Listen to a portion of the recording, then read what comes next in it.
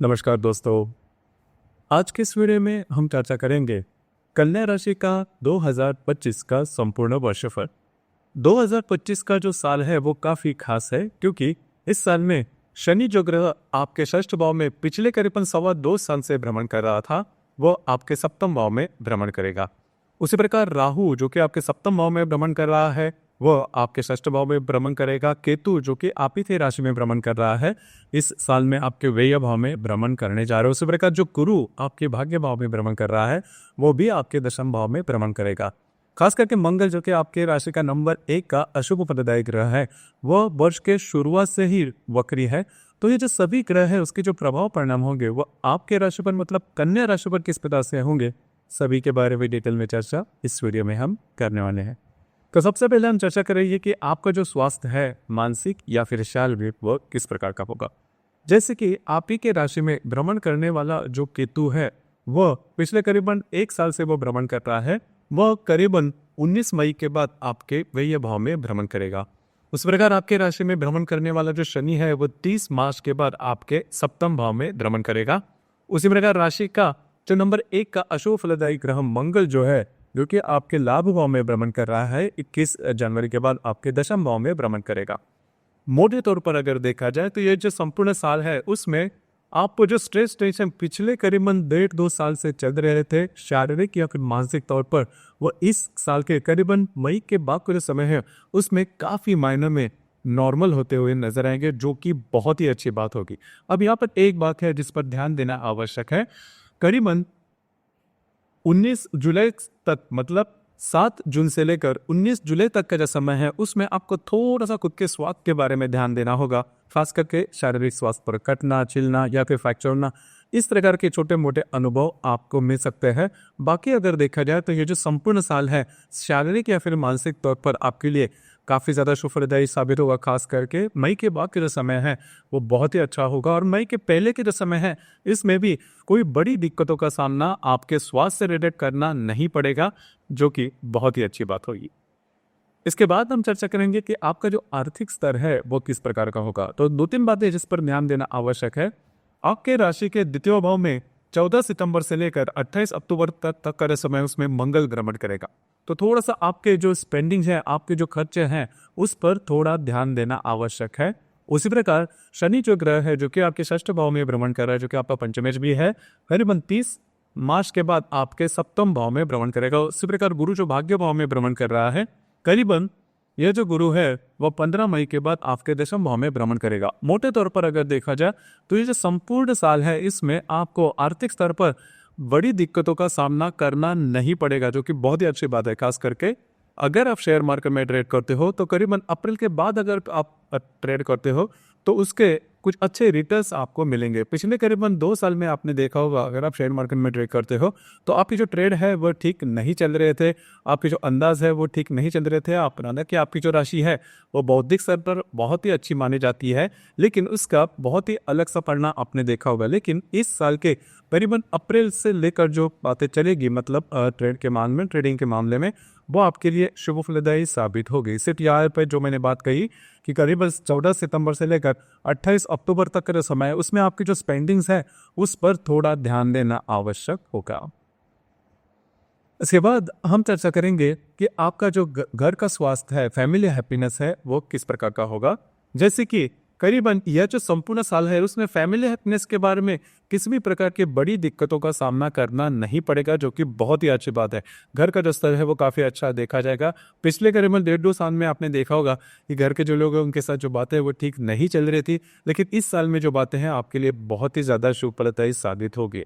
उसी प्रकार love life के बारे में अगर कहा जाए या फिर रिलेशनशिप के मामले में अगर कहा जाए तो अप्रैल से लेकर जो आपकी रिलेशनशिप का मामला है वो बहुत ही अच्छा चलेगा। खास करके इस साल के मतलब 2025 के शुरुआत का जो समय है वो थोड़ा बहुत मतलब करीबन फरवरी तक का जो समय है छोटे मोटे प्रॉब्लम देखे जाएंगे लेकिन मोटे तौर पर अगर देखा जाए तो अप्रैल से लेकर जो बातें हैं वो आपके लिए बहुत ही ज़्यादा सहज हो जाएगी। जो भी प्रॉब्लम कॉम्प्लिकेशंस आपके रिलेशनशिप में आए हैं वो काफ़ी ज़्यादा नॉर्मल होते हुए नजर आएंगे। अगर आपको नई रिलेशनशिप बनानी है तो भी जो बातें हैं आपके लिए काफ़ी ज़्यादा शुभप्रदायी साबित होगी। उसी प्रकार जो गर्भवती महिला है उन्होंने खास करके फरवरी और फरवरी और जनवरी और फरवरी, ये जो 2 महीने हैं, उसमें आपको स्वयं के स्वास्थ्य के बारे में ध्यान देना बहुत ही ज़्यादा आवश्यक होगा। स्वास्थ्य से रिलेटेड किसी भी प्रकार की अगर समस्याएं सामने आती है तो तुरंत डॉक्टर इलाज करना आवश्यक होगा। उसी प्रकार जो विद्यार्थी वर्ग है, उनके लिए जो संपूर्ण साल है वो शुभ फलदायी साबित होगा। आपका जो कॉन्फिडेंस है वो काफ़ी अच्छा देखा जाएगा। उसी प्रकार जो भी आप काम करोगे उसमें सक्सेस जो है वो मिलता हुआ नजर आएगा। वैवाहिक जीवन के मामले में अगर कहा जाए तो आपके राशि के सप्तम भाव में भ्रमण करने वाला जो राहु है वह अभी करीबन 19 मई के बाद आपके षष्ठ भाव में भ्रमण करेगा। उसी प्रकार जो शनि है वो 30 मार्च के बाद आपके सप्तम भाव में भ्रमण करेगा। तो यहाँ पर 30 मार्च से लेकर 19 मई तक का जो समय या फिर 20 मई तक का जो समय है उसमें आपको थोड़ा ध्यान देना होगा। आपकी जो वैवाहिक जोड़ीदार है उनके साथ जो बातें हैं, जो प्रॉब्लम कॉम्प्लिकेशन है वो काफ़ी ज़्यादा बढ़ सकती है। वैसे भी आपने देखा होगा कि पिछले करीबन 1 साल से जो बातें हैं वो ठीक नहीं चल रही है। आप में और आपकी वैवाहिक जोड़ीदार है उनमें जो बातें हैं वो प्रॉब्लम कॉम्प्लिकेशन वाली, थोड़ा सा संदेहजनक जो कारोबार है वो चल रहा है, जो बातें वो चल रही है। तो ये जो सभी बातें हैं करीबन मई के 20-22 तारीख के बाद पूरी तरह से नॉर्मल हो जाएगी। यद्यपि वहाँ पर शनि है लेकिन जो बॉन्डिंग है वो काफ़ी अच्छी देखी जाएगी। सिर्फ मैंने अभी जो बात कही कि 30 मार्च से लेकर 19 मई तक का जो समय है उसमें आपको थोड़ा सा चौकन्ना रहना आवश्यक होगा। इसके बाद हम चर्चा करेंगे कि आपका जो करियर है वो आपके लिए किस प्रकार का होगा। अब ये जो बात है वो सबसे ज़्यादा महत्वपूर्ण है, क्योंकि आपके राशि के लाभ भाव में जो भ्रमण कर रहा जो मंगल है शुरुआत में, मतलब साल के, वो मंगल जो है वो करीबन 22 जनवरी के बाद आपके दशम भाव में वक्री होके आएगा। वक्री होगा, फिर से मार्गी होगा और फिर से ये जो मंगल है वो आपके लाभ भाव में भ्रमण करेगा। तो यहाँ पर जहाँ पर आप काम करते हो, नौकरी करते हो या फिर व्यवसाय करते हो, वहाँ पर की जो बातें हैं वो करीबन जनवरी, फरवरी, मार्च 3 महीने में आपको ध्यान देना होगा। आपको लग सकता है कि वहाँ पर के जो लोग आपके सहकर्मी या फिर वरिष्ठ होंगे उनके साथ जो बातें हैं वो ठीक नहीं चल रही है, प्रॉब्लम कॉम्प्लिकेशन ज़्यादा आ रहे हैं। आपको लग भी सकता है कि जो नौकरी है वो छोड़ दी जाए या फिर दूसरी कोई नौकरी जो है वो दी जाए, लेकिन ऐसे भूल बिल्कुल भी नहीं करना, क्योंकि जो बातें हैं वो थोड़ी सी टेम्पररी फेस पर रहेगी। सिर्फ मार्च तक आपको थोड़ा सा पेशेंस रखना है। ये जो बात है इस पर थोड़ा सा ध्यान देना आवश्यक है, क्योंकि जो मंगल आपके दशम भाव में वक्री होगा तो उससे रिलेटेड जो बातें हैं, जो प्रॉब्लम है दे यार, लेकिन आपके भाग्य भाव में भ्रमण करने वाला जो गुरु है करीबन मई तक रहेगा, वो आपको कॉन्फिडेंस काफ़ी अच्छा देगा। तो बिल्कुल भी अलग से ऐसे कोई निर्णय नहीं लेना। और दूसरी ज़्यादा महत्वपूर्ण बात, जो गुरु है वह करीबन 15 मई के बाद आपके दशम भाव में ही भ्रमण करेगा, जो कि बहुत ही अच्छी बात होगी। तब जाके मतलब मई के आगे आपको जो भी आपका कार्य क्षेत्र है उससे रिलेटेड कुछ अच्छी बातें या फिर कुछ अच्छे जो परिणाम है वो आपको मिल सकते हैं, अच्छे अपॉर्चुनिटी वगैरह मिल सकती है। तो ध्यान रखिए, इससे आपको 2 महीने जो है मतलब जनवरी, फरवरी और 3 महीने करीबन वो आपको थोड़ा सा पेशेंस से काम लेना होगा।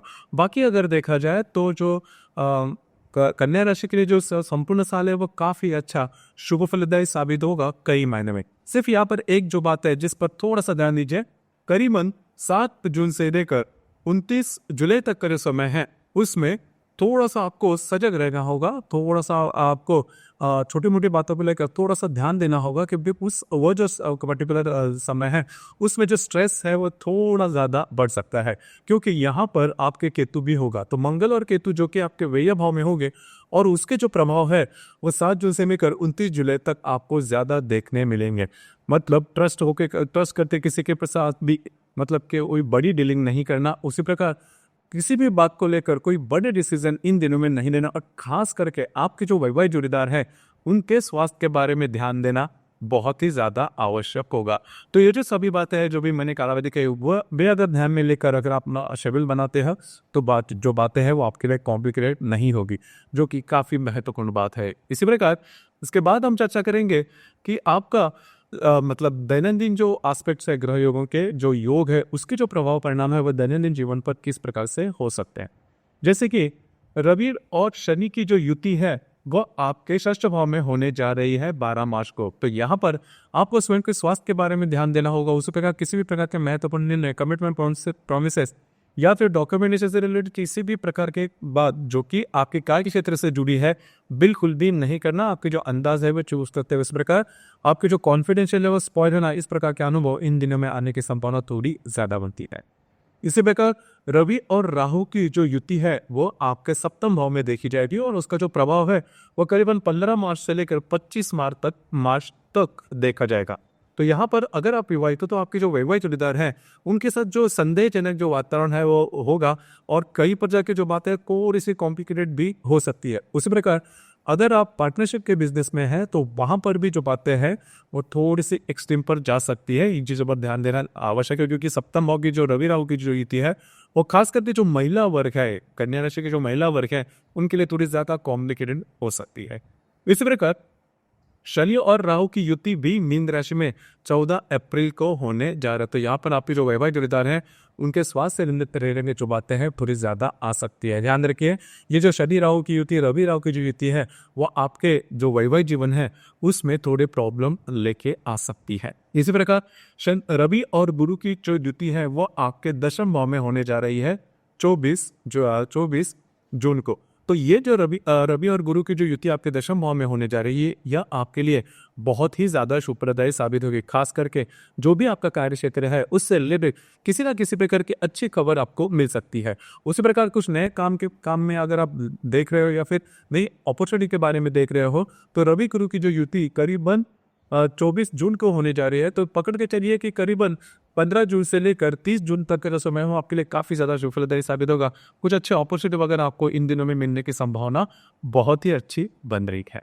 इसी प्रकार मंगल और केतु की जो युति है वो आपके व्यय भाव में 22 जुलाई को होने जा रहे। अब ये जो युति है वो अशुभ फलदायी है। तो करीबन 22 जुलाई को मतलब 15 जुलाई से लेकर करीबन 30 जुलाई तक का जो समय है किसी भी प्रकार के महत्वपूर्ण काम की शुरुआत नहीं करना। कमिटमेंट, प्रोमिसेस, डॉक्यूमेंट से रिलेटेड कोई भी काम थोड़ा इससे थोड़ा सा दूर रहना। आपको स्वयं के स्वास्थ्य के बारे में भी ध्यान देना होगा। आपके जो वैवाहिक जोड़ीदार है उनके साथ जो बातें हैं वो एक्सट्रीम पर इन दिनों में जा सकते हैं। मंगल केतु की जो युति है कॉम्प्लिकेटेड हो सकती है। इसी प्रकार ग्रहण का जो कालावधि है, ये जो ग्रहण का मतलब इस साल के जो ग्रहण का जो कालावधि है वो करीब 17 अगस्त से लेकर 17 सितंबर तक का होगा, एक महीने तक का होगा। अब यह जो ग्रहण कालावधि है मतलब ग्रहण का जो इफेक्ट है वो आपके व्यय भाव में और षष्ठ भाव में देखा जाएगा। तो इन दिनों में आप थोड़े से मिसगाइड वगैरह हो सकते हैं। देखिए ग्रहण का जो इफेक्ट है वो आपने पिछले करीबन 1.5 साल में देखा होगा। तो यहाँ पर यही बात है कि जो मैंने कालावधि का करीबन 17 अगस्त से लेकर 17 सितंबर तक का जो समय है किसी भी प्रकार के महत्वपूर्ण निर्णय नहीं लेना। आपके जो निर्णय है वो चूकने की संभावना काफी ज्यादा बनती है। इसी प्रकार इस साल के ऐसे भी महत्वपूर्ण दिन है जो कि बहुत ही ज्यादा शुभप्रदायी साबित, मतलब अगर आपका जन्म इन दिनों में हुआ होगा और अगर आपकी कन्या राशि है तो आपके लिए जो संपूर्ण साल है 2025 का वो काफी ज्यादा शुभप्रदायी साबित होगा। जैसे कि जिनका भी जन्म 15 जून से लेकर 15 जुलाई तक का है, 15 अक्टूबर से लेकर 15 नवंबर तक का है, 15 फरवरी से लेकर 15 मार्च तक का है, उन सभी के लिए ये जो संपूर्ण साल है वो बहुत ही ज्यादा शुभप्रदायी साबित होगा। मतलब महत्वपूर्ण काम जो भी आपके जीवन के हैं जैसे कि शादी है, करियर है या फिर कोई अन्य आपकी जो एक्सपेक्टेशन, इच्छा, आकांक्षाएं होगी वो पूरे होने की संभावना इन दिनों में बहुत ही अच्छी बन रही है। उसी प्रकार ऐसे भी बर्थ डेट्स है जो कि ये जो साल है उसमें बहुत ज़्यादा हर्ट हो गया, बहुत ज़्यादा प्रॉब्लम में आ सकते हैं। जैसे कि जिनकी भी जन्म तारीख 18 मार्च से लेकर 25 मार्च के दरमियान होंगे उनके लिए जो संपूर्ण साल है वो प्रॉब्लम वाला हो सकता है। कई प्रकार की जो समस्याएं हैं वो सामने आ सकती है। उनके लिए मैं एक ही बात कहना चाहूँगा कि किसी भी प्रकार की नई रिस्क नहीं लेना, कॉन्फिडेंस में जाके कोई काम नहीं करना। कई दफ़ा होता है कि हम जो है वो पहले वैसे काम करते हैं उसमें सक्सेस भी आपको मिलता है, लेकिन जब भी आप मतलब आपका बैड पैच होता है तब भी ऐसे कोई काम करने जाते हो तो जो रिजल्ट्स है वो नेगेटिव आते हैं। तो ये जो मैंने अभी जन्म तारीख गिनवाई तो उन वर्ड जिनकी भी बर्थ डेट्स है थोड़ा सा ध्यान रखिए, किसी भी प्रकार के महत्वपूर्ण निर्णय बिल्कुल भी न कीजिए। तो दोस्तों ये था कन्या राशि का 2025 का संपूर्ण वर्षफल। धन्यवाद।